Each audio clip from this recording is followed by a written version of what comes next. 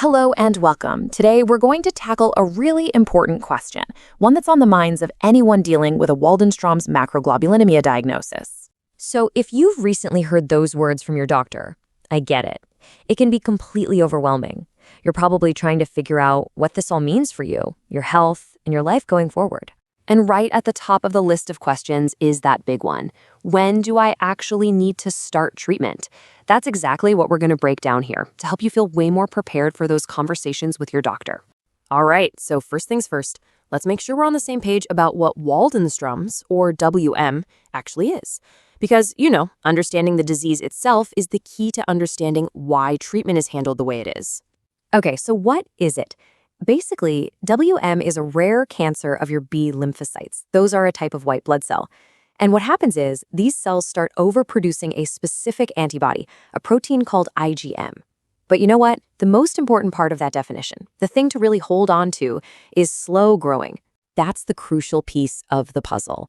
You might even hear your doctor call it indolent. And because it's so often slow growing, getting a diagnosis does not automatically mean you're starting therapy tomorrow. And this leads to a strategy that, honestly, can feel a little strange at first.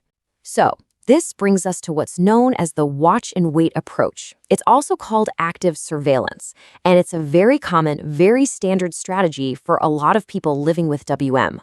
This quote right here really says it all. What it means is doctors don't treat the numbers on a lab report, they treat you and how you're feeling.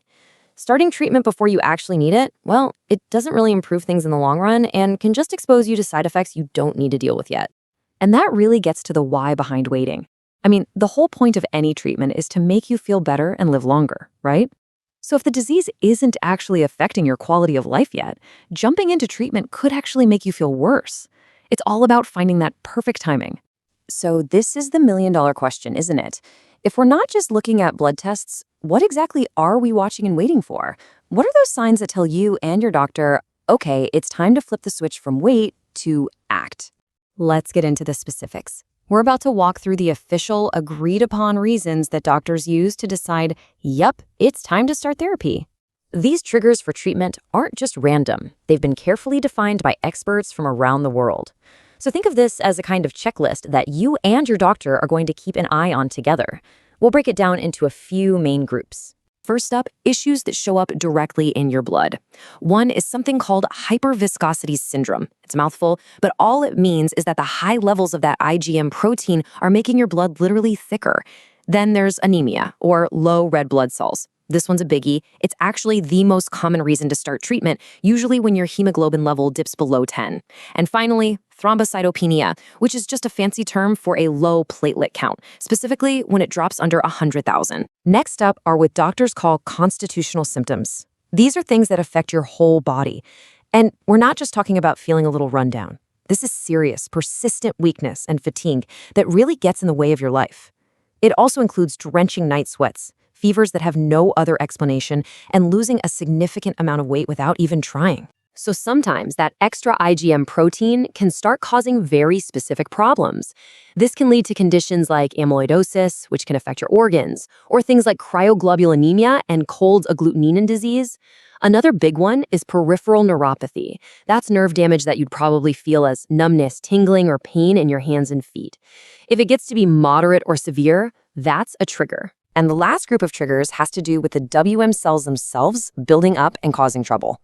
This can include a very rare but serious condition called Bing-O'Neill syndrome, where the cells get into the central nervous system.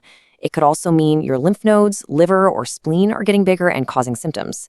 Or maybe it's the development of kidney disease, or even masses of cells or fluid building up somewhere like your chest. Look, the whole point of knowing all of this is to empower you.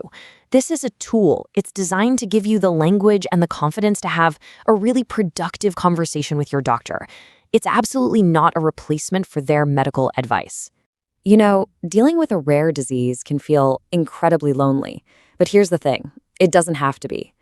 There is an amazing, dedicated community out there that is ready to support you. And the absolute best place to find that community is the International Waldenstrom's Macroglobulinemia Foundation, or IWMF. Seriously, it's an incredible resource. If you go to IWMF.com, you'll find reliable information, you can find doctors who specialize in this, And you can connect with thousands of other people who know exactly what you're going through. By understanding what WM is, why watch and wait is a real strategy, and knowing the exact signs that mean it's time for treatment, you're no longer just a passenger on this ride. You're an active, informed partner in your own healthcare. The path forward is a team effort, and now you're much, much better prepared for the journey.